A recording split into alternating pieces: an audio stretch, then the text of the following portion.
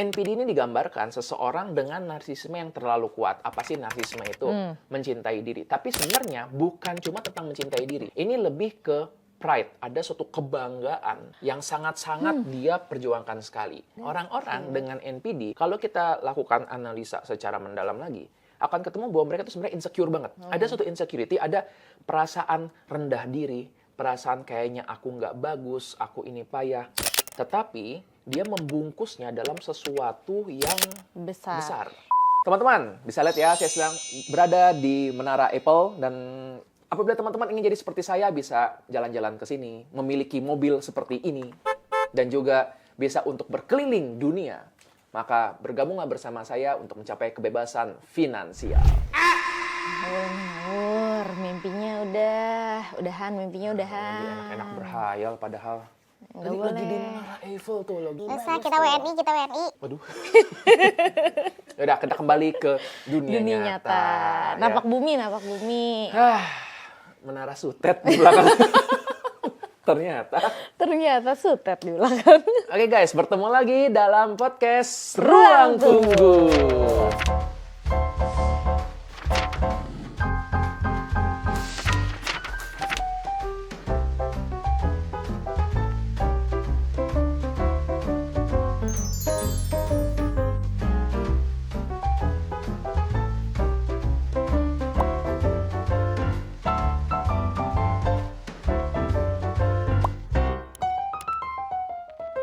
Di mana kita bukan cuma menunggu, tapi juga Mencari tahu. yes. Tapi kenapa tiba-tiba bahas materi? Oh, iya kan, itu katanya tuh salah satu clickbait yang paling menarik. Mau cepat kaya, yes. Iya, kenapa? Emang kita mau bahas financial freedom? Kan itu mah channel sebelah. Aduh, kita Bukan mau ini. membahas mengenai gini, kan kalau misalnya orang kaya itu kan keren ya kelihatannya, kayak apapun dia mau bisa. Tinggal tunjuk ini, tunjuk itu, bawa barang-barang branded. Oh ini ya sih, kalau belanja nggak harus lihat price tag. Oh iya, Gitu. kan enak kita kalau ngeliat orang tuh. Padahal gue ngelihat ini apa sih, nasi padang harga jadi atas 50.000 dikit aja udah gemeter Nah, gue kayak. iya. Gak berani. Bang itu paha berapa dulu harganya bang? Gitu. Nah, enak kan ya, bayangin nih kalau kita bisa hidup seperti itu, sangat menyenangkan sekali. Maka buat teman-teman yang penasaran bagaimana cara mencapai kebebasan finansial, Udah lu. kalian salah channel ngomong kayak gitu. Di sini kita nggak belajar tentang itu, kita belajar tentang kenapa hal-hal seperti itu menarik buat kita. Kenapa ada orang-orang yang bisa jalan kemana-mana terus pakai kayak barang-barang branded ya? Ini lo baju balon tetangga gitu. Oh, supermi. Begitu ya. Kemana-mana harus kelihatan nih bawa nih apa Louis Piston, ya gitu. Harus ada seperti gitu. Emang kalau pakai gitu kenapa sih membuat kita lebih keren atau enggak? Oh, Nah, sebenarnya gue tahu ini- nih trait apa nih? Apa nih? Narsisistik. Nah, itu dia.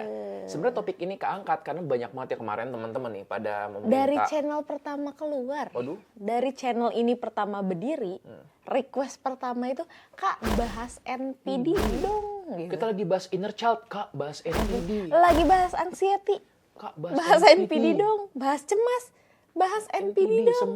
Semuanya NPD. Tiap komen ada bahas NPD. Kayak konten kreator lain tuh nggak ada yang bahas NPD. Betul. Padahal di mana-mana semua konten kreator itu bahas NPD. Nah, apa kurangnya sih? Apa sih? Kurangnya adalah kita belum pernah membahasnya. Iya. Padahal kamu menghindari topik ini kan? Sebenarnya iya. Aku juga merefleksikan loh tentang kenapa ya gue kok menghindari banget topik tersebut.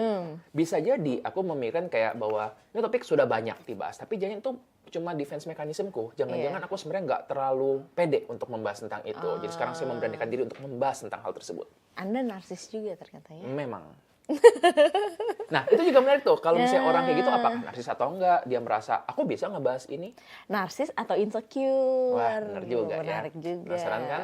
Benar. Nah, kita bakal bahas nih. Nah, jadi kayak udah lama nih ya kita nggak makan rambutan. Iya, lagi nggak musim. Ini anyway gitu. Sekarang kan kita mau masuk sesi rambutan nih. Tapi bowl of rambutannya lagi diambil Nunu. Oh. Kalian nggak lihat kan ada Nunu di sini? Nunu Itu sedang boneka jelek itu kan. nggak jelek, lucu. Nunu tuh sedang memanen rambutan di dunia Fugler. Oh. Jadi bowl of rambutannya lagi dibawa sama dia. Jadi ya nanti hopefully ya di session-session berikutnya kita sudah punya bowl of rambutan. Oke, sekarang kita masuk ke sesi rambutan. Ruang diskusi dan bertukar kata.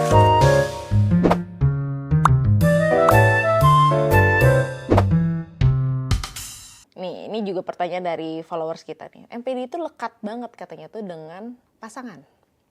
Kalau kita punya pasangan yang NPD, kita harus ngapain?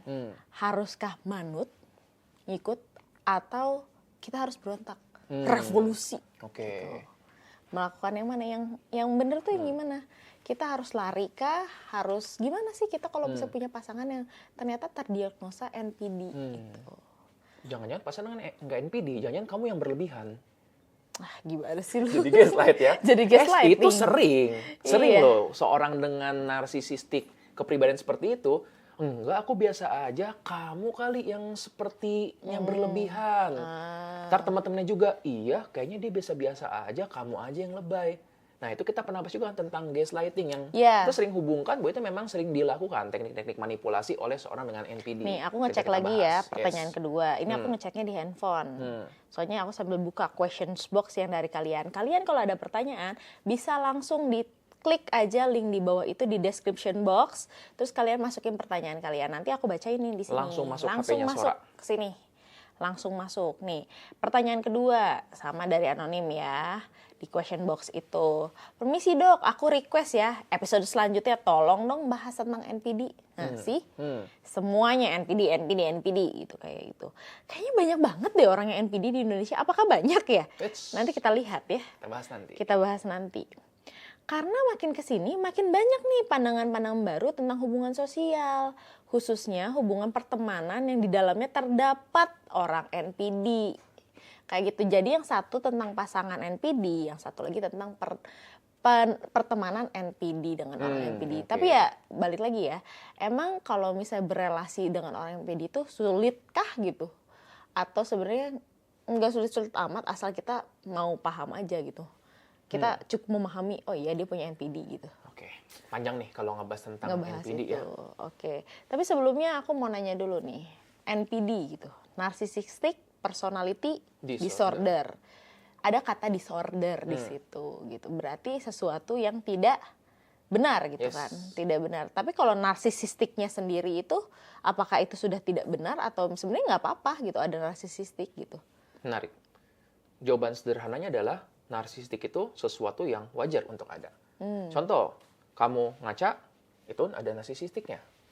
Kamu pakai parfum, kamu pengen terlihat bagus, itu ada narsisistiknya. Pingin pintar? Itu narsisistik juga. Jadi kalau kita segampang itu menganggap bahwa wah dia NPD nih, maka semua orang di bumi ya NPD. Aku tuh pernah lihat satu postingan di TikTok gitu, yang bilang kayak wah si pasangannya tuh marah-marah gitu, terus susah hidup dengan pasangan NPD gitu. Tapi marah-marahnya tuh ngamuk ya, menurut aku kayaknya itu bukan NPD ya, tapi anger management gitu. Kayak gitu, anger managementnya aja yang kurang realistis. Tapi ya sekarang tuh dikit-dikit semua yang kasar, semua yang rude, semuanya tuh dimasukinnya ke NPD. Betul gitu. sekali. Dan memang ya seiring dengan adanya sosial media kan berbagai istilah nih muncul nih.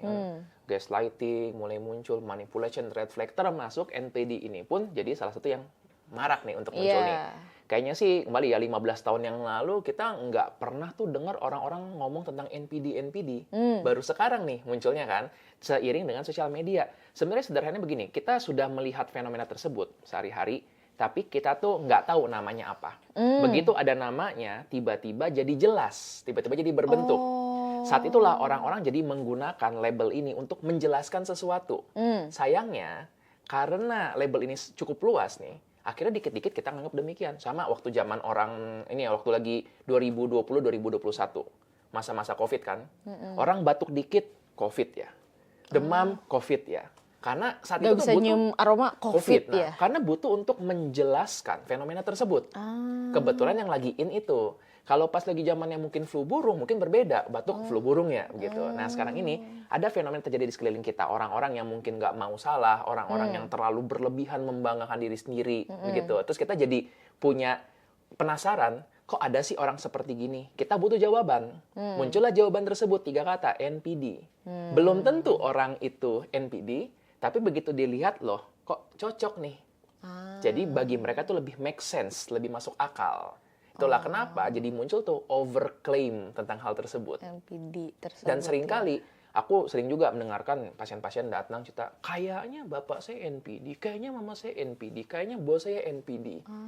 Gitu. Tapi lucu deh, NPD ini tuh adalah satu-satunya, nggak satu-satunya, mungkin salah satu dari sekian banyak gangguan mental gitu yang disorder lainnya yang dituduhkan yang nggak diklaim ke diri sendiri. Betul. Tapi diklaim untuk orang Orang lain. lain, yes. Kayak gitu. Kalau misalnya kayak ADHD kan banyak kayak, aduh saya Aku punya ada ADHD, aduh aku punya bipolar, aku punya itu, yang gimana orang-orang tuh mengaku dia memiliki Yes. itu.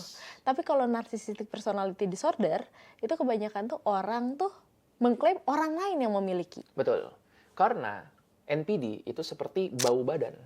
Dia nggak menyadari, orang-orang lain yang menyadari, orang-orang yang terganggu dengan itu. Sama, kan pernah kan omongan kalau kamu bodoh, itu tuh sama kayak kamu bawa badan atau kalau kamu mati. Orang lain tuh susah, kamunya nggak susah. Nah, kita akan bahas ya nih, karena bakal panjang nih sejarahnya.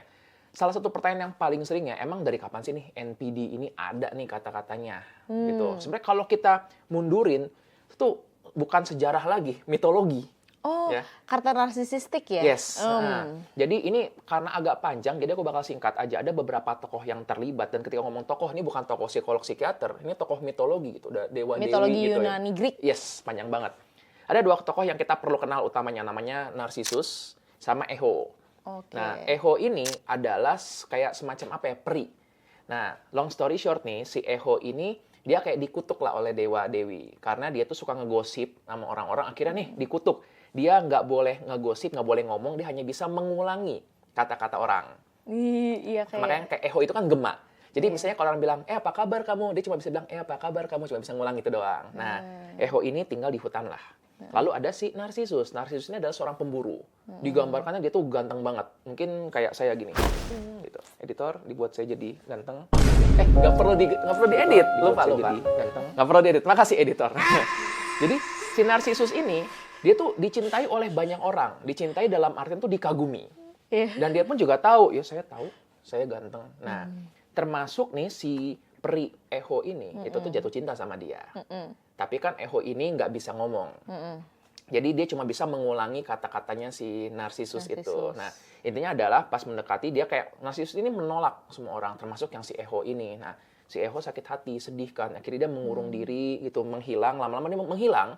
Akhirnya cuma tersisa gemaknya doang, Eho-nya doang. Itulah yang tentang alasan kenapa Eho itu bergema. Gitu. Nggak ada sosoknya, tapi suaranya bergema doang. Nah, Dewa Dewi nih melihat si Narcissus, wah, toksik nih orang nih. Udah ada tuh istilah toksik tuh dari zaman Yunani kuno tuh sudah ada. Toksik nih kita hukum aja ya. Nah, tapi kan zaman dulu nggak bisa tuh cancel culture kan, nggak bisa diposting di media sosial gitu. Nggak ada. Dihukumnya dengan cara dia tuh kayak digiring ke suatu lake. Danau dulu tuh bersih ya gitu kan, kayak bening. Dia tuh pas lagi mau untuk duduk dan mau minum itu dari danau tersebut, dia melihat tampilan wajahnya sendiri. Reflection. Disitulah dia jadi sangat dia? Enggak. Gitu. Kirain nyanyi. Dia jatuh cinta dengan yang ada di situ. Ingat ya kan Narcissus ini ganteng nih. Jadi menurut dia nih, wah nggak ada orang lebih ganteng daripada aku. Dia melihat dirinya sendiri. Ih, gue ganteng. Gitu nah. Harus begitu ya. Lalu dia ini mencoba untuk memeluk si bayangannya tersebut. Tapi kan namanya air ya, surat ya buyar. Jadi dia cuma bisa untuk duduk doang. Katanya tuh dia melihat ke bawah itu, cuma bisa doang. Disitulah dia menjadi sangat tersakiti, karena dia kayak nggak bisa memiliki sesuatu yang ganteng atau cantik tersebut. Tapi kan itu diri dia sendiri. Exactly, betul lah. Makanya kan dia melihat bahwa inilah penderitaan dari seseorang yang terlalu mencintai diri sendiri. Karena di situ ada berbagai cerita, berbagai versi. Salah satu versi yang aku ketahui sih, dia akhirnya di situ, terus dia semakin lama, semakin lemah, semakin sakit, akhirnya dia berubah menjadi bunga Narcissus yang ada di pinggir danau. Begitu. Nah, akhirnya dari mitologi tersebut diambil nih, ada ya, masa sih ada orang yang sampai mencintai diri sampai segitunya? Ada lagi. Ada. Nah, jadi digambarkannya di situ dari dulu sudah ada cerita bahwa berbahaya kalau kita terlalu mencintai diri sendiri secara berlebihan. Self love-nya nggak masalah, tapi berlebihannya itu. Nah, lalu baru tuh beratus-ratus atau ribuan tahun kemudian, ketika ilmu kesehatan mental mulai meningkat ya, Sigmund Freud misalnya mulai mengatakan bahwa ada nih yang namanya narcissism. Tapi waktu itu belum ada istilah NPD. Tokoh-tokoh lain juga mulai mengatakan tersebut. Ada salah satu yang aku sering refer juga, Heinz Kohut mengatakan bahwa kita tuh punya suatu pride atau narcissism juga. Tapi akhirnya istilah dari NPD ini kayaknya lebih populernya dari seorang psikolog atau psikiater, aku lupa, bernama Theodore Millon. Jadi Millon ini, dia tuh bisa dibilang bapaknya kepribadian. Jadi gangguan kepribadian itu beliau yang menentukan. Gitu. Nah, itu yang sekarang digunakan di DSM atau ICD yang secara internasional. Nah, menurut Pak Millon ini sebenarnya tuh ada 10 macam gangguan kepribadian. Disorder Yes, ini ya. Jadi NPD itu salah satunya. Ada banyak BPD juga ada, antisocial personality disorder gitu yang psikopat. Histrionicals juga ya. Tapi yang populer memang saat ini populer NPD sama BPD sama tadi antisosial itu. Iya. Nanti kapan-kapan kita bahas juga tuh, kayaknya seru Boleh, ya. seru. Gitu kan. Nah, jadi kita perlu bedakan dulu apa sih bedanya ini. Nah, aku nggak mau membahas dari secara checklist karena gampang teman-teman kalau mencari tinggal gejala NPD itu ketemu checklistnya. Kalau kita bahas ulang sama dong dengan channel lain. Sedangkan kita kan berbeda dengan channel lainnya. Karena kita mau mencari tahu. Nasis nggak sih kalau kita bersen kayak gitu? Nasis. Tapi kalau But we embrace it. kita embrace it. Nah, berarti apa tuh secara klinis ya? NPD ini digambarkan seseorang dengan narsisme yang terlalu kuat. Apa sih narsisme itu? Mencintai diri. Tapi sebenarnya bukan cuma tentang mencintai diri. Karena kok agak salah ya kalau kita menganggap, oh salah lu kalau mencintai diri. Ini lebih ke pride. Ada suatu kebanggaan yang sangat-sangat dia perjuangkan sekali. Inilah yang kalau misalnya kelihatan orang-orang yang dia mau terlihat bagus, pakai barang-barang yang mewah, menunjukkan bahwa dia pintar, memamerkan barang-barang, pamer bahwa dia bisa menyanyi, menggambar. Tapi bentar dulu. Dari mana kita bisa bedakan ini orang-orang yang memang dia hobi menyanyi atau orang-orang yang dia tuh mau pamer suaranya bagus. Dari mana ini orang-orang yang dia pakai barang yang mewah karena dia suka dengan yang aku mau nih orang-orang tahu. Nah, pada orang-orang dengan NPD ini menariknya. Dia menunjukkan suatu tembok yang sangat besar, dia bikin suatu istana yang mewah banget. Tapi jadinya kita berpikir, dia melindungi apa ya di dalam situ? Orang-orang dengan NPD, kalau kita lakukan analisa secara mendalam lagi, akan ketemu bahwa mereka itu sebenarnya insecure banget. Ada suatu insecurity, ada perasaan rendah diri, perasaan kayaknya aku nggak bagus, aku ini payah. Tetapi dia membungkusnya dalam sesuatu yang besar. Nah, menarik kayak gini. Coba kita lihat tentang orang-orang kayak, tahu nggak sih orang-orang yang super kayak siapa tuh pengusaha Indonesia yang terkenal? Bob Sadino. Bob Sadino, ya. Yang kemana-mana tuh pakai bajunya cuma kaos oblong, celana pendek. Iya. Atau prioritas. Nah, itu Sabah terkenal. Prioritas itu terkenal banget ya. Yang kayaknya kelihatan dari luar, kasihan. Bank-bank prioritas ya. Atau misalnya ya tokoh-tokoh yang sudah cukup besar ya, kayak misalnya Bill Gates atau Mark Zuckerberg gitu, atau Steve Jobs. Mereka tuh penampilan tuh biasa-biasa saja. Tetapi mereka, kalau dari kita menganalisa, mereka ini sudah pede banget dengan dirinya. Mereka secure, sehingga mereka merasa, aku nggak membutuhkan penampilan validasi, luar. Gitu. Aku nggak perlu memunculkan bahwa aku pakai kalung banyak-banyak seperti gitu. Kebetulan memang pekerjaan mereka tidak mengharuskan untuk tampil seperti itu. Tapi mungkin ada orang-orang lain, misalnya kayak financial advisor, atau mungkin misalnya pengacara tertentu, dia butuh untuk terlihat bahwa, wah dia ini meyakinkan, maka boleh dia seperti itu. Tapi apabila seorang financial advisor atau pengacara mereka menggunakan barang-barang yang mewah, belum tentu loh, mereka narsisistik. Iya, tapi bisa emang jadi pekerjaannya menunjang pekerjaannya. Begitu. Jadi kita perlu membedakan itu. Pembedanya adalah tadi, motif utamanya apa? Apakah karena aku tahu ini sesuatu yang kubutuhkan, atau tadi aku membutuhkan validasi dari luar, external validation. Ya, makanya itu membuat jadi orang-orang kesel karena seperti tadi yang Sora bilang ya, pada orang dengan NPD dia nggak menderita, yang menderita orang-orang sekelilingnya. Karena tadi orang dengan NPD, anggaplah aku NPD ya, terus aku merasa bahwa ini Sora harus mengagumi aku nih, editornya harus mengagumi aku nih, juga nih semua orang sini harus kagum sama aku. Akhirnya yang lain tuh jadi kesel, nih orang ngapain sih? Dan karena aku tidak mendapatkan validasi tersebut, nggak berhenti dong. Semakin besok bawa lagi barang lebih bagus, makin deh ngasih tahu, aku kemarin menang ini loh, karena tadi untuk mendapatkan validasi tersebut. Kalau kita tarik mundur lagi, berarti ada sesuatu di masa lalunya, di masa kecilnya, yang membuat seseorang ini merasa aku harus mendapatkan validasi itu. Balik lagi nih ke kalau kita ketemu akhirnya berelasi dengan orang yang sudah terdiagnosa NPD gitu, baik dia pasangan atau teman kita harus ngapain sih? Apakah kita harus nyuapin dia, atau kita harus kabur, atau kita harus berontak? Sebaiknya kita ngapain sih gitu? kayaknya nanti akan lebih panjangnya kita bahas di belakangan ya, di Iya, di semangka. semangka kali ya. Secara umum kita bisa bahas gini, kita perlu membuat boundaries. Oke, karena begini, bukan tugasmu untuk mengubah dia. Change the man. Yes. Itu akan sulit sekali. Oke, seringkali seseorang tuh merasa bahwa oh dia baik kok sebenarnya, bisanya aku untuk mengubah dia. Bikin boundaries dulu, karena bukan tugasmu untuk mengubah dia. Bisa nggak seseorang dengan NPD berubah? Bisa. Bisa. Sangat-sangat bisa. Tetapi ya butuh usaha dari orang tersebut, bukan dari kamu. Cinta nggak bisa ngubah NPD. Ya. Oke, terapi bisa mungkin. Keinginan dia untuk berubah itulah yang diperlukan. Tapi kan ini di luar dari diri dia. Jadi Dan dia juga harus merasakan penderitaan dari personalitinya dia juga nggak sih? betul sekali. Nah, ini menarik juga. Pernah nggak orang dengan NPD datang ke praktek klinik? Pernah. Aku pun pernah juga menangani. Tapi mereka datangnya itu bukan karena, dok, saya NPD. Iya. Nggak pernah. Bahkan kalau misalnya ada pasien datang ke aku, dok, saya takut saya NPD. Aku cukup yakin bilang, kayaknya enggak deh. Nggak mungkin. Karena orang dengan NPD beneran, kayaknya nggak mungkin datang dan saya takut saya NPD. Aku nanya, emang kenapa takut? Saya takut kalau saya NPD, ntar saya menyakiti orang lain. Loh, bentar. Justru orang dengan NPD ini lack of empathy. Dia nggak memikirkan orang-orang lain, dia cuma mikirin dirinya sendiri. Dan ini kan balik, pasti terkait dengan masa lalu. Mungkin dia pernah disakiti orang lain, mungkin dia merasa bahwa hidup itu keras, sehingga dia jadi merasa, aku yang harus mengutamakan diriku semuanya. Nah, akhirnya tadi kan, apa jadi dampaknya bagi orang-orang sekitarnya? Menariknya adalah, nggak semua orang akan ngebenci orang dengan NPD. Oke? Bahkan seringkali orang dengan NPD ini kan digambarkan dia karismatik. Orangnya menyenangkan, orangnya peduli. Oke, kita pernah bahas nih mirip-mirip waktu episode yang love bombing. Oke, kalaupun dia memberikan perhatian, kalaupun dia bersikap baik, tujuannya itu bukan buat orang lain, Tapi buat diri dia sendiri. Iya. Jadi dampaknya adalah bisa jadi nih ada orang-orang yang awalnya didekat, karena kan dia charming sekali, bisa untuk ngebantu, ngomong yang baik-baik. Jadi ngerasa enggak, dia orang baik, kenapa sih orang-orang pada bilang si ini nih jahat? Nah, ternyata itu bagian dari manipulasi, bagian dari kontrolnya itu. Oh, orang NPD itu tend to be manipulations ya? Yes, dia akan memanipulasi dan tadi dia lack of empathy. Jadi dia nggak mampu untuk benar-benar merasakan perasaan orang lain. Kalaupun dia bersikap baik, kembali bukan untuk dia, tapi untuk aku.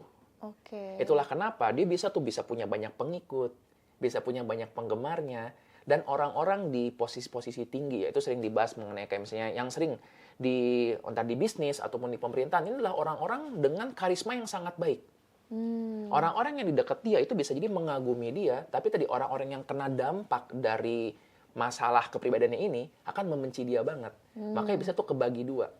Dan sebagai orang dengan NPD yang sudah misalnya sangat tinggi, sangat ahli, dia bisa jadi tinggal diam aja. Tinggal yang di bawah ini yang berantem nih, dia emang diam-diam aja santai. Karena tadi dia memiliki karisma yang begitu kuat. Menarik. Terus kalau kayak gitu, manipulasi seperti apa yang biasanya dilakukan oleh orang-orang dengan narsisistik ini? Oke, Apakah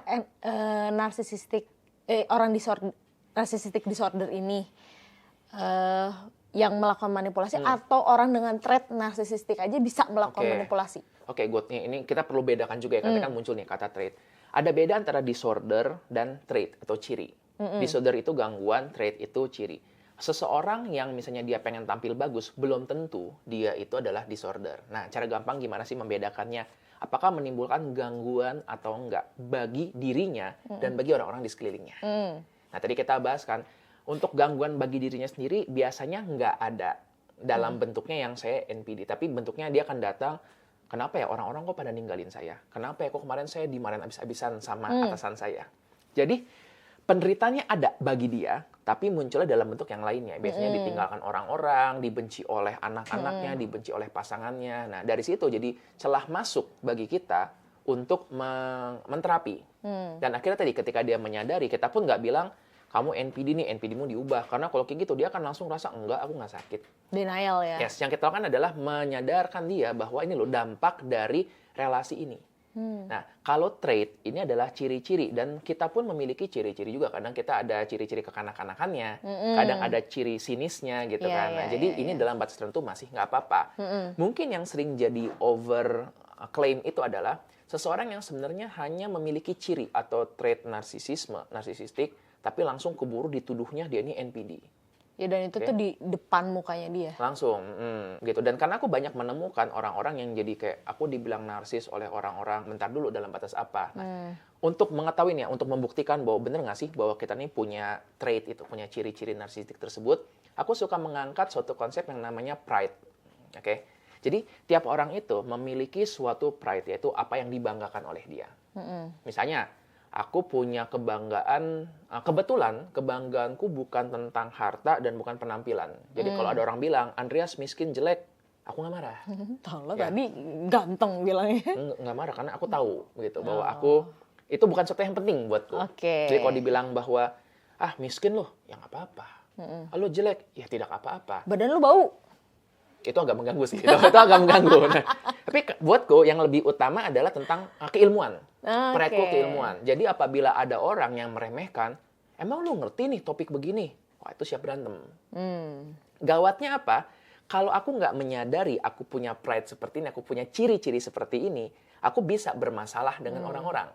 Misalnya waktu itu pernah ada satu kejadian yang waktu aku awal-awal nih menjadi psikiater. Namanya psikiater baru lulus ya, masih muda, insecure. Aduh, gue bisa nggak ya nanganin pasien?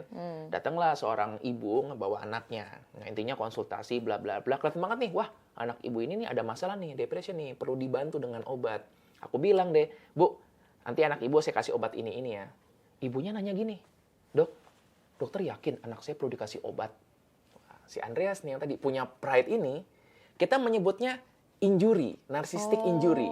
Aku merasa terserang pride ini. Wah, ibu ini Meragukan keilmuan saya. Berani-beraninya meragukan keilmuan saya. Nggak tahu saya sekolah berapa tahun. Itu dia. Nah, itu namanya injury, narcissistic injury.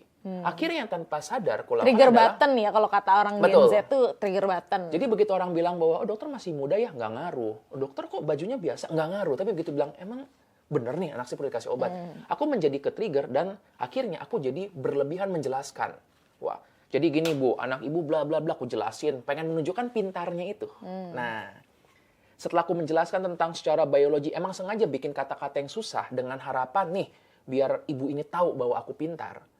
Lalu setelah saya menjelaskan, gimana Bu? Ibu itu bilang, oh gitu ya Dok.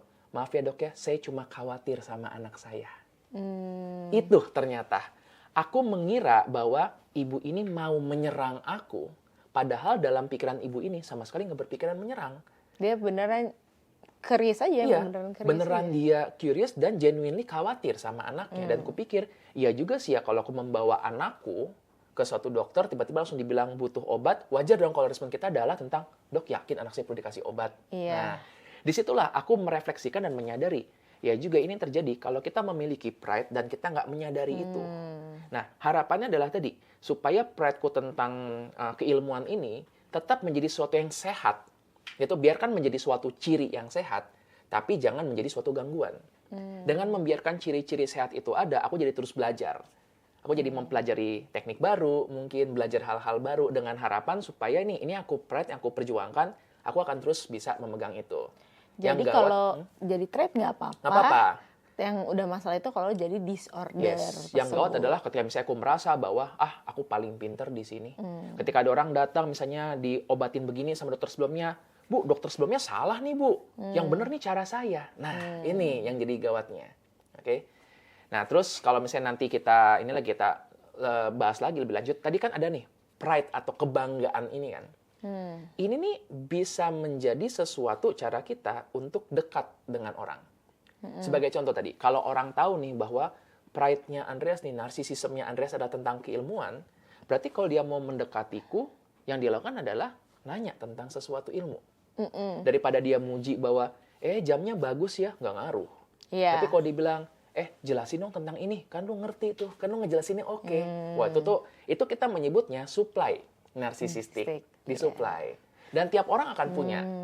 Misalnya ya, kalau aku kan udah mengenal Sora nih. Misalnya ada orang yang memuji Sora bilang, Sor, bibir kamu bagus banget deh. Tell me something I don't know. Nah, itu kan kayak, udah tahu gitu. Tell me something I don't know. Ya udah, tahu nggak kamu bahwa berat Doraemon adalah 129,3 kg? I know. Oh iya, tahu juga. Karena tadi pride-nya dia adalah bukan tentang wajah. Yeah. Tapi ada orang yang kebetulan pride-nya tentang wajah. Jadi begitu ketika dipuji tuh dia seneng, lalu tersipu-sipu. Pride-nya Sora, aku kasih tau ya guys ya, ini. Aduh. Pride-nya Sora adalah tentang kaos kaki.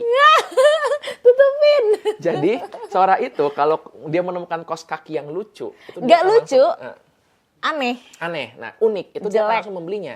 Jadi, kalau misalnya ada orang bilang, ih, kaos kakinya lucu banget, semangka. Ah iya, gemas kan lihat semangka. Nah, jadi akibatnya apabila ada orang yang mengetahui nih bahwa pride-nya Sora bukan tentang wajah, tapi tentang kaos kaki atau outfit yang aneh, itu bisa jadi anggaplah ada orang yang baru kenal sama Iya. Sora. Baru kenal nih, hai aku Andreas, ih kaos kaki kamu unik banget. Iya, semangka. Bagus kan Nah, semangka. ini akan membuat aku mensuplai narsisistiknya dia. Iya. Terus Dan lihat jadi deh beda banget respon beda. aku. Iya. Dan akibatnya nanti kalau misalnya aku butuh bantuan atau apa-apa, akan lebih mudah. Iya. Tiba-tiba gini, aku beli minum ya, aduh dompetku ketinggalan. Oh ini ada 5.000. Begitu jadinya. Nah, inilah jadi bahayanya kalau misalnya kita Oh, ngerti that pride tersebut. manipulations. Manipulation. Abis ini orang ketemu gua muji semua kaos kakinya. Bisa, nggak apa-apa. Ini Sora pakai kaos kaki apa hari ini? Wah udah. Nah, jadi kan tiap orang ada yang pride-nya tentang mobil, puji Iya, mobilnya. iya, Ada yang iya. tentang misalnya jam tangan, puji jam tangannya. Ada yang tentang dia kenal sama siapa, puji itu. Ada yang dia mungkin suaranya. Nah, yang membuat masing-masing ini apa menjadi pride dia, itu pasti mundur jauh banget ke belakang. Anda kan sering nanya, kenapa tiba-tiba bagiku tadi, kok ilmu jadi penting? Kok bagi orang yang lain itu penampilan penting? Inilah kita nggak bisa pisahkan suatu kayak kondisi ya, dalam hal ini nih, dari aspek biologik, psikologik, dan sosial. Nah, Oke. ngomong-ngomong biologi, narsisistik ini tuh, trait narsisistik dan disorder ini tuh genetik atau itu tumbuh seiring dengan pola asuh. Oke, menarik sekali. Kalau sekarang kita menganggap bahwa yes, ada faktor genetiknya, ada faktor turunannya. Oke, sayangnya begini, suatu gangguan kepribadian itu tuh tidak ada yang benar-benar pemeriksaan labnya. Contoh, untuk ngecek diabetes ada periksa labnya, periksa patah tulang ada. Tapi kan kondisi kayak gangguan kepribadian itu tuh susah. Depresi pun sebenarnya bisa diperiksa. Kalau kita punya alat namanya functional MRI untuk memeriksa ini scan otaknya, kita bisa bedakan otak orang depresi dengan otak orang tidak depresi. Otak orang OCD dengan otak orang non-OCD itu bisa dibedakan. Tapi kepribadian itu adalah tentang relasi dia dengan orang lain. Iya. Akhirnya susah mendiagnosis ini.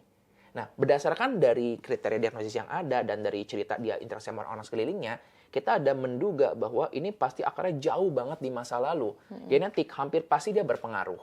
Orang-orang yang berasal dari keluarga yang tadi cenderung untuk, wah aku harus memperjuangkan diriku, semua orang bermaksud menyerang aku harus kelihatan paling bagus. Ada faktor genetiknya di situ.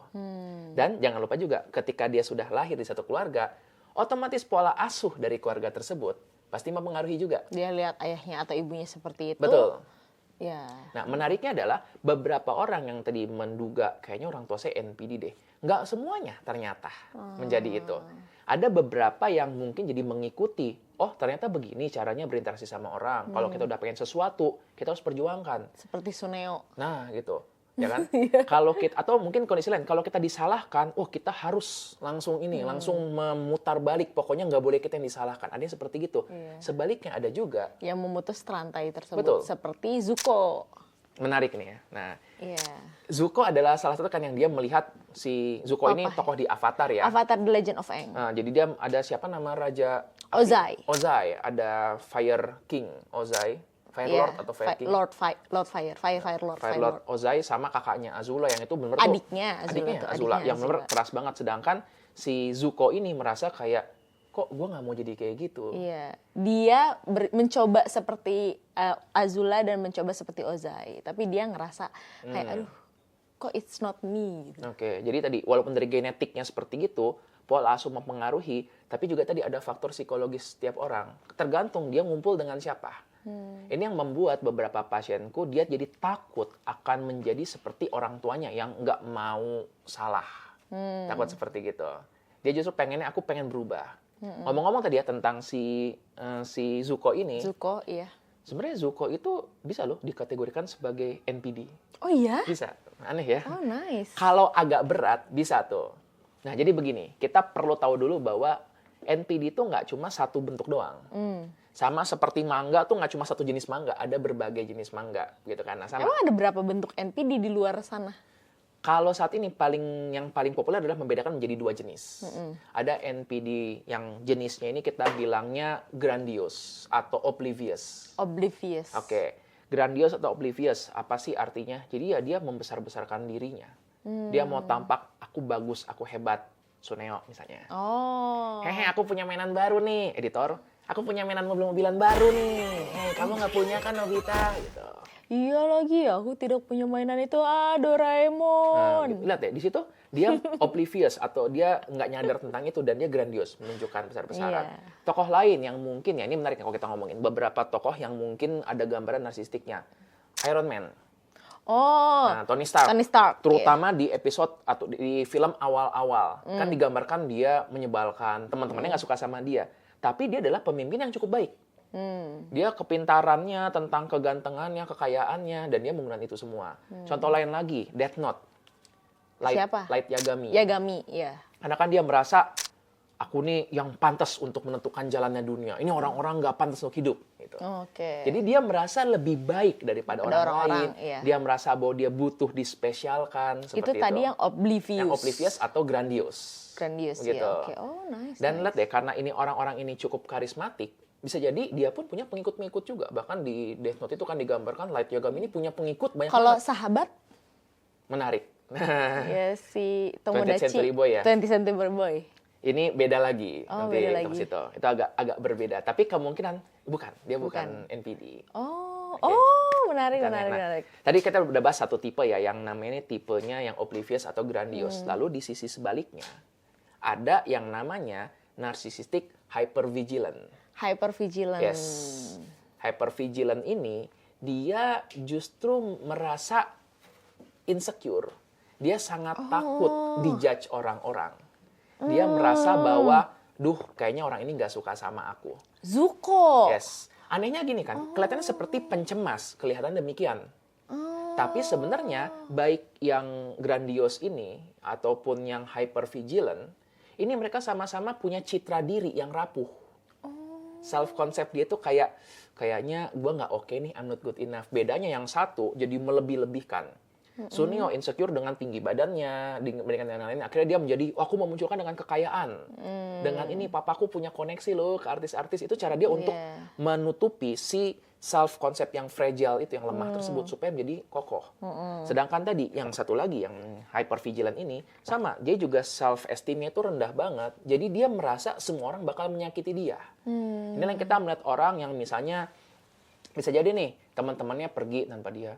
Mereka nih nggak suka nih sama aku nih, mereka mau menyingkirkan aku. Padahal aku tuh orangnya baik, padahal aku tuh bisa jadi teman mereka. Gitu. Jadi lihat di balik itu, kalau orang pencemas murni akan, aku salah apa ya? Aku gimana ya supaya aku bisa jadi teman baik mereka? Sedangkan tadi kalau misalnya yang hypervigilant, mereka tuh menganggap bahwa seolah-olah gue ini sebenarnya oke loh. Iya. Kenapa sih mereka nggak mau sama aku? Oke. Kadang-kadang muncul dalam bentuk gini, dia melihat yang sering nih ya, dalam bentuk yang dia melihat suatu kompetisi misalnya. Misalnya kalau dulu kan ada tuh Benteng Takeshi. Iya. Kata gitu. Gue juga bisa sebenarnya kayak gitu.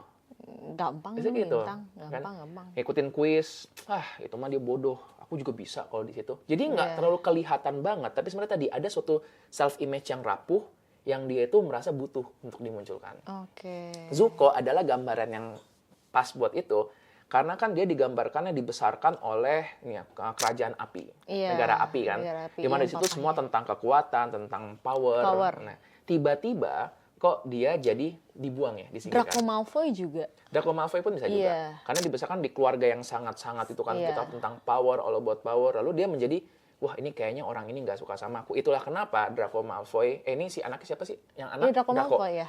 Dia benci banget sama Harry Potter. Harry Potter, betul. Padahal Harry Potter mah biasa aja ya. B Kesal aja. juga sih, cuma kayak, ada. Tapi tadi dia ngerasa, wah keberadaan dia mengancam aku. Iya. Begitu. Dasar anak terpilih gitu. Nah, itu kan juga gambaran dari narsisistik juga. Jadi ketika nanti mulai sekarang ya kalian melihat video ini, jangan terlalu kaku melihat bahwa begitu semua yang sombong itu langsung narsisistik. Enggak. Oke? Nggak semua orang yang nggak setuju dengan kamu adalah narcissistic personality disorder. Nggak semua orang yang nggak mau disalahkan adalah NPD. Karena kalau dengan demikian, lihat deh, kita juga nggak mau disalahin kok. Iya. Kita juga pengen juga dipuji, diapresiasi. gitu kan. Nah, jadi kita juga nggak mau kan dibilang NPD dengan cepat. Karena apabila kita terlalu cepat menjudge seseorang dengan NPD, nanti kita malah udah punya suatu label, udahlah orang ini menyebalkan. Malah kita udah jadi keburu judgmental, malah kita nanti nggak melihat kebaikan dari diri dia. Ini yang kadang-kadang problem juga dalam relationship. Aku sering dapat pasien yang cerita, dok, kayaknya pasangan saya NPD. Kenapa ya? Lihat nih, dari gejala-gejalanya, nggak mau disalahkan, gitu, bisa untuk manipulatif. Padahal kalau aku mendengarkan ceritanya, aku nggak bermaksud menyalahkan korban nih pasien, tapi kadang-kadang yang diomongin itu dalam batas normal loh. Begitu. Misalnya dia pulang. Yang bisa dikomunikasikan bisa, gitu. Dia pulang capek kerja, terus istri ngomong tentang sesuatu, aduh ntar dulu deh aku udah capek kerja. Langsung dia kepikiran, wah itu kan NPD banget, mentang-mentang kerja, nggak mau ngurusin rumah. Gitu. Padahal kan wajar dalam seperti itu kan, mungkin dia capek. Nah, akhirnya dalam hubungan ini, problemnya adalah jadi suatu konflik. Oke, konfliknya bagaimana? Apabila ini suatu pasangan, jadi komunikasi nggak berjalan dengan baik. Kalau seseorang sudah keburu nge-label nih pasangannya NPD, dia nggak bisa melihat perubahan. Apapun yang dilakukan pasangannya, langsung labelnya NPD. Marah, NPD nih. Baik, ini mah NPD-nya dia nih, lagi baik nih. Ngebeliin barang, ini mah NPD-nya. Minta maaf, ini mah NPD-nya doang bagian nih. dari NPD-nya dia. Jadi itu bahayanya demikian. Ya ingat, sebagian besar yang kita tuduh NPD belum tentu NPD. Kecuali emang sudah terkonfirmasi oleh dokternya ya. Betul. Nah, dan itu pun apabila seseorang ini tadi menjadi NPD yang benar-benar murni NPD, biasanya masalahnya nggak dengan 1-2 orang. Iya. Dengan semuanya. Semuanya. Mau tuh dengan teman-teman, dengan keluarga. Ya, jadi kita lihat aja ya dari Zuko dan Draco Malfoy kan kayak, dude, kita aja yang nonton kesel. Gitu. Abis ini kalian nonton Harry Potter lagi dan The Legend of Anne, kalian juga kan kesel gitu nonton itu gitu kan. Betul sekali. Makanya jadi kita perlu untuk melihat ada boundaries nih. Biarkan mereka seperti itu. Yang penting tadi kita sadari bahwa jangan ikut di dalam permainannya dia. Begitu. Betul. Nah, agak sulit apabila ini hubungannya bukan yang horizontal nih, bukan dengan pasangan, tapi vertikal. Karena kadang kan cerita, dok, atasan saya nih nggak mau diatur, nggak mau diatur, dia nggak mau disalahin. Ya iyalah, atasan siapa yang mau diatur? Orang lu digaji sama dia. Orang tua saya NPD. Kalau tadi kan misalnya dengan teman atau dengan pasangan, kita cukup bisa membuat boundaries. Boundaries aja. Tapi kalau ini vertikal kan susah. Nah itulah jadi lebih susah nanti. Nah kalau kayak gitu, boundaries seperti apa sih yang harus kita lakukan gitu? Kayak contohnya kayak gimana sih? Kalau gue punya pasangan seperti Zuko. Maksud kamu aku Zuko? Ya misalnya. Kalau gitu kita masuk ke segmen berikutnya yaitu Semangka. Sesi mengupas solusi kehidupan.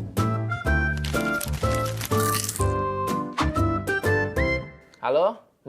Solusinya dong kakak. Iya. Oke, udah dapat jawabannya. Jadi, apa yang bisa kita lakukan? Solusinya bagaimana sih? Iya. Tadi kita udah bilang ya berkali-kali boundaries. Ya, itu gimana? yang paling penting. Nah, jadi begini, yang jelas adalah kita mencoba untuk berjarak, tapi tetap secara sehat. Ingat, pada kan orang pasangan dengan nih, berjarak secara sehat itu seperti apa sih? betul. Nah, jadi gini, pertama ingat bahwa orang dengan NPD ini punya keinginan untuk memanipulasi, untuk mengontrol. Mengontrol itu bisa jadi dalam bentuk juga dia mau memunculkan suatu reaksi emosi tertentu. Jadi, cara terbaik adalah kita kalau memungkinkan untuk berjarak secara berjaraklah. Teman misalnya bisa. Kalau teman atau atasan bagaimana? Ada satu teknik yang namanya itu adalah Grey Rock Technique. Grey Rock Technique ini jadi kita kayak batu. Batu bukan berarti kita keras kepala, tapi mencoba untuk ketika berkomunikasi, jawablah, tapi jawabnya itu dengan semembosankan mungkin. Misalnya nih, aku seorang dengan NPD misalnya ya, terus aku bilang kayak, masa sih kamu penampilan cuma gini doang, ini underdress, tahu nggak sih? Aku tuh kalau jadi orang, aku tuh berusaha untuk menampilkan yang terbaik. Kalau misalnya kita kayak, loh itu kan buat kamu, kalau aku sih nggak penting kayak gitu. Itulah reaksi yang aku butuhkan. Aku pengen melihat, nah kenapa anjing nih? Nah, Grey Rock Technique adalah menganggap bahwa jadilah orang yang semembesarkan mungkin. Oh gitu, oke. Udah, jangan berikan perhatian lebih. Oh justru kayak cuek aja, statue. Betul, nah bahkan gini, kalau misalnya kita masih yang gitu, itu masih tuh reaksinya. Aku berhasil memancing reaksi dia. Jadi Grey Rock Technique itu benar-benar membuat kita tetap lakukan mulai sekarang. Menarik loh, itu bisa dilakukan. Jadi benar-benar kita tetap menjawab, tapi menjawabnya yang singkat-singkat sesuai apa yang ditanyakan. Kamu udah ngerjain ini belum sih? Aduh, zaman saya dulu ya, situ kalau disuruh saya langsung kerjain, nggak pakai tunggu-tunggu begini-gini. Emang anak muda zaman sekarang nggak? Oke, Pak. Mantap. Nah, gitu. Jadi benar-benar, bahkan kalau bisa, jangan ada mantap. Iya. Benar-benar yang, oke, Pak. Oke, Pak. Oke. Sedatar mungkin. Dan dia bilang gini, jawablah seperti robot, yang robot zaman-zaman awal banget. Oh, oke. Baik, Pak. Simi-simi. Ya, gitu. Baik, Pak. Atau, iya. Begitu. Oke. Karena semakin kita tidak memberikan apa yang dia butuhkan, semakin itu membuat jadi nggak menarik bagi dia. Sayangnya, ini akan membuat dia mencari orang lain untuk diganggu. Jadi ini mungkin efektif dalam waktu tertentu untuk membuat kamu jadi nggak terlalu diganggu dia, tapi memang tujuannya bukan untuk mengubah orang tersebut. Masih banyak yang nanya, gimana cara saya ngubah pasangan saya? Guys, tidak bisa. Oke, karena butuh dia untuk mau berubah, butuh dia untuk menyadari apabila dia nggak berubah, ini akan berdampak bagi banyak hal. Kadang-kadang kayak gitu, jadi merasa bersalahnya bahwa, sekarang dia jadi mengganggu orang lain. Kapan kita harus kabur dari pasangan yang punya NPD? Oke. Apabila sudah mulai melibatkan ada kekerasan ya, itu sebaiknya Karena pasti itu. akan escalate dong. Betul. Kalau kita menggunakan grey rock teknik tersebut, dia kan tidak mendapatkan apa yang diinginkan kan? Betul. Dia pasti akan meningkatkan Iya, tekanan dulu. akan escalate dong. Betul. Pasti seperti anak kecil. Akan nyari perhatian lagi gitu. Nah, tapi semakin sering melakukan itu akan menjadi ya tadi harapannya dia akan berpindah ke yang lainnya. Nah, makanya ini perlu dilakukan ramai-ramai. Sebaiknya gini, kalau kamu melakukan itu, aku pindah nih ke orang lain. Orang lain sebaiknya melakukan yang sama juga. Sampai akhirnya jadi merasa ini nggak bisa nih. Nggak bisa seperti ini terus, barulah akan berubah. Nah, kapan perlu untuk pergi? Menurutku sih ketika sudah ada ancaman yang secara fisik ya. Secara fisik ataupun mungkin kekerasan, begitu. Nah, menariknya, orang dengan NPD jarang menyakiti. Karena dia butuh jaga image. Yes, ada citra diri yang perlu dijaga. Makanya dia nggak bakal yang marah, teriak atau apa. Dia kadang-kadang memposisikan diri sebagai korban. Loh, kok kamu gitu sih? Aku ngomong baik-baik loh sama kamu. Gaslighting. Yes, jadi kayak gitu. Nggak apa-apa deh, biar aku yang ini aja. Aku selalu harus berusaha untuk mengalah. Aku Jadi kayak selalu gitu. terlihat cacat di mata kamu. Begitu. Nah, itu bisa jadi tadi kan sebenarnya ada suatu self image yang rapuh dan tadi membuat satu tembok untuk itu. Nah, kapan butuh untuk pengobatan? Ntar dulu, ini sebagai korban atau sebagai pelakunya. Sebagai kalau kamu adalah korban, menurutku konsultasilah kapanpun kamu perlu. Dan kebanyakan tuh setahu aku ya, dan orang-orang aku jarang si NPD ini tuh ke psikiatri. Betul. Yang paling sering itu adalah orang sekitarnya. Yes. Yang ke psikiatri itu. Oke, kadang-kadang aku juga bercandanya nih orang-orang yang datang dengan menjadi interaksi dengan NPD, ini bukan pasien, ini korban. Korban, betul. Nah, bisa nggak untuk berinteraksi atau ini misalnya kita ngobrol, terapi untuk apa? Tetap perlu, karena kita perlu untuk merapikan cara berpikirnya dia. Ingat, dia hidup dengan lama dengan orang yang memanipulasi, yang meyakinkan dia bahwa ini kamu yang salah nih, kamu yang berlebihan. Akhirnya dia jadi meragukan dirinya sendiri, jadi meragukan kepercayaannya. Iya, jangan-jangan memang aku pantas diperlakukan begini. Dalam proses terapi, itu yang kita kuatkan dulu, self-esteem-nya. Jangan sampai nih dia juga jadinya ragu, self-esteem juga jadi pecah juga. Ketika dia sudah yakin dengan self-esteem-nya, dia yakin bahwa ya aku nggak pantas diperlakukan gini, otomatis kami melihat boundaries itu terbentuk sendiri. Oke, ini pertanyaannya agak random ya. Tapi ketika temen lu NPD curhat, apa yang harus kamu lakuin? Lu tahu dia NPD gitu. Kayak, wah ini orang narsis banget nih. Dan dia curhat, apakah aku harus validasi kah? Atau aku harus kayak, ya lu juga salah gitu, atau gimana? Oke, kalaupun kamu mengatakan bahwa kamu salah juga, harusnya nggak kayak gitu. Kan dia nggak mungkin nggak akan berubah kan.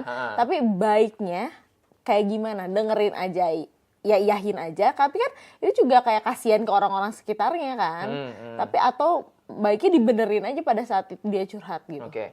Kalau Kayak misalnya, kebanyakan kan curhatnya kayak, iya nih aku tuh ditinggalin sama orang-orang sekitar aku. Kenapa ya dia ninggalin aku? Kenapa ya? Ya karena gitu kan. Kayak pengen ngomong gitu kan gitu. Oke, paling penting adalah seperlu apa kamu untuk mengubah dia. Kenapa temenan sama orang kayak begitu? Ya dia nemenin gitu. Karena ini jadi penting apabila kamu memang merasa bahwa aduh aku nggak terlalu tertarik banget bikin boundary. Sorry aku nggak bisa ngomong saat ini. Oke. Ya atau tadi grey rock, oke, gitu. Nah Kalau kamu cukup peduli dan memang mau untuk menolong dan kamu melihat nih orang nih ada celah nih untuk bisa berubah, arahkan aja ke profesional. Ya. Nah, tapi kita ngomongnya bukan, lu kayaknya NPD deh, lu konsultasi deh. Enggak. Gini, oh gitu, wah ini kayaknya kompleks ya situasinya. Ingat, kita butuh untuk memvalidasi dia juga. Oke. Gimana kalau kamu ngobrol aja dengan psikiater atau psikolog? Dari situ pun kita bisa melihat kira-kira Responnya kapasitas gitu, dia gimana. ya. Seandainya dia bilang, pengen sih tapi ngomong apa ya, bagus. Kalau misalnya dia bilang, percuma lah, psikiater psikolog nggak bakal ngertiin gue. Udah, tugasmu selesai di situ. Itu kan juga menggambarkan bahwa memang... Dan nggak usah didebat ya? Nggak usah. Aku bilang gini, bahwa aku nggak bilang dia nggak bakal berubah. Aku cuma bilang pada saat itu, kebetulan dia belum punya kapasitas buat berubah. Siapa tahu dia membutuhkan juga interaksi lain lagi. Mungkin dia perlu, kalau tanda kutip nih, tamparan. Ya.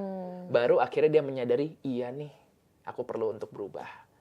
Ya, jadi bukan tugas kita buat merubah dan punya waktu masing-masing. Bisa jadi kamu sudah siap buat berubah, tapi si orang dengan NPD ini belum siap buat berubah. Oke. Gitu. Jadi tetap kita membuat boundaries gitu. Yang paling penting adalah tadi, kamu kalau menjadi sebagai korban nggak apa-apa, dikomunikasikan aja. Tapi pertanyaannya bukan tentang gimana supaya orang ini berubah, tapi tadi gimana supaya kau bisa membuat boundaries yang sehat. Gimana supaya tadi konsep diriku jadi nggak hancur karena interaksi dengan orang ini. Gimana kalian pembahasan tentang NPD hari ini? Kayak apakah sama dengan konten kreator lain? Apakah menjawab tentang pertanyaan-pertanyaan kalian tentang NPD? Cukup puas atau kalian pingin lanjut part 2? Boleh. Boleh. Ya. Siapa tahu pengen untuk aku mau dah kirim ke grup WhatsApp. Aduh, takut banget. Siapa tahu aku nemuin ini bagus deh gitu kan. Nggak apa-apa loh gitu ya. Iya. Udah ini kayak semakin yakin kalau misalnya atasan gua NPD atau semakin yakin atau kayak misalnya pasangan gua NPD, kalau saran dari aku ya, jangan buru-buru self diagnose atau kayak apa? Judgmental ke orang lain, kayak bukan self diagnose dong, jangan buru-buru ngejudge orang lain tuh NPD ya. Siapa tahu dia emang punya trait narsisistik. Kayaknya hampir semua orang punya trait narsisistik. Betul. Ya. Makanya kembali dalam batas tertentu, narsisisme itu bagus. Bukan cuma boleh ada dan normal, tapi bagus. Karena tadi, bayangkan kalau aku adalah seorang dengan pride-ku, narsisismeku adalah tentang keilmuan, aku bakal terus belajar. Orang yang narsisismenya adalah tentang misalnya musik. Dia bakal jadi bermain musik terus, menciptakan hal baru. Kan bagus itu kan. Yang gawat tadi, karena keilmuan itu adalah suatu pride buatku, aku jadi nggak pengen terlihat bodoh dan aku jadi membodoh-bodohi orang lain. Itu jadi problem. Kalau aku jadi sangat suka musik sampai aku meremehkan musik yang lain-lainnya, jadi problem. Nah, kita perlu batasan tadi, sejauh mana ini masih aman dan sejauh mana ini sudah mengganggu. Apabila teman-teman pun merasa, duh, aku takut nih, aku menjadi seseorang dengan NPD di masa depan, bisa kok untuk berubah. Ya, gimana cara untuk berubahnya? Kita mindful, kita menyadari dari interaksi kita dengan orang. Kalau aku ngomong seperti gini, apa yang dia rasakan kira-kira ya? Bahkan kalaupun gini, misalnya aku ngerasa bahwa, aku gabung ke sini deh supaya aku kelihatan keren. Kita akan mikir, kenapa aku perlu gabung di situ? Aku mau nge-gym biar badanku bagus, biar kelihatan keren. Kenapa kamu mau badanmu bagus? Jadi boleh tetap lakukan itu, tapi kita sering-sering melakukan refleksi diri. Disitulah kita jadi bisa membuat suatu batasan bahwa, oh aku pengen badanku bagus karena mungkin supaya membuatku terlihat lebih meyakinkan. Supaya aku merasa lebih nyaman badannya. Tapi beda loh dengan, ya supaya orang-orang kagum sama aku. Supaya cewek-cewek ngejar aku, itu kan berbeda. Jadi dalam batas tertentu berkembanglah, karena itu adalah nature-nya kita sebagai manusia untuk tumbuh dan berkembang. Jangan sampai menjadi si narsisus tadi yang sampai menderita karena dia terlalu mencintai diri secara berlebihan. Sewajarnya aja. Sewajarnya saja. Oke, kalau gitu balik lagi ya. Jangan buru-buru mendiagnosa orang NPD, terutama pasangan kalian, orang sekitar kalian, jangan buru-buru didiagnosa NPD ya. Ini menarik gini. Aku kadang-kadang nanya juga. Misalnya ada orang bilang, dok ini kayak si ini NPD nggak sih, misalnya atasannya gitu. Aku biasanya suka nanya gini, kalau emang ternyata aku bilang iya dia NPD, terus kenapa? Iya. Rata-rata cuma bilang, ya jadinya masuk akal sih kenapa dia seperti itu. Itulah kadang-kadang yang kita butuhkan demikian kan tadi yang kita bahas di awal. Cuma bikin make sense doang ya? Yes. Nah jadi kalau menurut kalian bahwa orang ini, udahlah ini NPD atau apa, kalaupun mau menganggap demikian, silahkan saja ya, tapi ingat itu label yang kamu berikan ke dia, bukan official diagnosis. Kalaupun kamu merasa berinteraksi dengan orang ini sangat-sangat melelahkan, ya berarti bikinlah boundaries tersebut. Yap, Itu betul. kan makanya ada orang-orang nanti, wah aku pikiran kita bahas energy vampire. Iya, Itu jadi kadang-kadang kayak menarik harusnya setelah ini and then what? Yes. After you judge and then what? Yes. Iya. Setelah kamu ngejudge ya udah bikin jarak. And then Bukannya iya gue udah ngobrol sama psikiater dia NPD. Nah, itu yang nggak bolehnya gitu ya Yeah. guys ya. Oke, terus gini, tadi aku tiba-tiba kepikiran tentang energy vampire karena ini yang sering terjadi nih dalam suatu relationship di kantor. Ketemu dengan orang-orang yang nyedot energi banget, itu sebutnya tuh energy vampire gitu. Nah, jadi kita mungkin bisa bahas itu lain kali suatu saat ya. Atau kalau ada teman-teman ada ide yang mau dibahas, silahkan kita Atau disorder Boleh, lainnya boleh banget tuh dibahas. Boleh kalian tinggal komen aja di bawah. Kalau kalian ada saran atau masukan lain tinggal di komen aja di bawah. Kemarin tuh pas episodenya Nago aku seneng banget tuh ada yang ngasih saran bagus Oh, banget. iya. Keren banget. Terus udah gitu kalau misalnya kalian mau ada pertanyaan-pertanyaan, bahas tentang ini atau kayak aku ada pertanyaan nih, aku ada relasi dengan A, terus relasinya seperti ini kayak gitu lah. Boleh mau curhat? Silahkan curhat di description box yang ada di link yang ada di description box yang ada di situ. Tapi yang paling penting apa? Jangan lupa di-subscribe wah, iya dan dong. nyalain notifikasinya. Betul sekali ya. Dan jangan lupa dong di-follow juga Instagram dan TikToknya @pot.ruangtunggu dan @dr.dreamon. @littlesara. Buat teman-teman yang tertarik lebih lanjut lagi mengenai tentang NPD ini, ya mungkin nggak perlu belajar sampai ke DSM atau yang berat-berat gitu. Yang populer itu adalah... Ada ya orang yang baca DSM? Ada. Ini satu yang menarik nih, berani tidak disukai. Ini salah satu buku yang bagus juga ngebahas tentang relasi dengan orang lain ya. Courage to be Disliked, dan juga tentu saja aku menyarankan buku Semangka. Itu juga ngebahas mungkin nggak benar-benar membahas tentang NPD, tapi membahas tentang bagaimana relasi antar manusia, tentang seseorang yang merasa takut dianggap jelek oleh orang sekelilingnya, takut dianggap beban. Nah, itu bisa juga tuh kalian check out ya di bawah sini. Bisa diklik aja langsung link di bawahnya aja ya. Tinggal diklik linknya langsung di check out aja. Kayak Sama gitu. kalau punya bantal kayak gini nih kayaknya bikin kita jadi lebih keren gak sih? Atau mau kayak gini, Lebih keren ya. Duh, kalau punya nih Kembaran, akan kembaran Wes, gitu. Kembaran sama kita dong. nonton sambil pegang muknya dan sambil peluk bantalnya. Terus diposting di sosial media ya. Bukan bermaksud untuk narsis, tapi kalau orang itu pasti langsung wah, ini orang keren sekali nggak sih? Penunggu sejati gitu. Bisa aja. Bisa ya. Oke ya, mungkin sekian dulu, kita udah bahas banyak. Jadi mungkin kalau misalnya teman merasa ada yang masih kurang, kita bisa lanjut ya berikutnya lagi. Tapi aku nggak pengen terlalu lama ngebahas ini karena masih ada kepribadian lain yang bisa kita buat bahas. Oke, mana gelas kamu? Lupa. Oke, selamat menunggu ruang tunggu berikutnya yang akan diupload setiap hari Sabtu. Dan jangan lupa di setiap perhentian pasti ada cerita. Selamat menunggu di Ruang tunggu.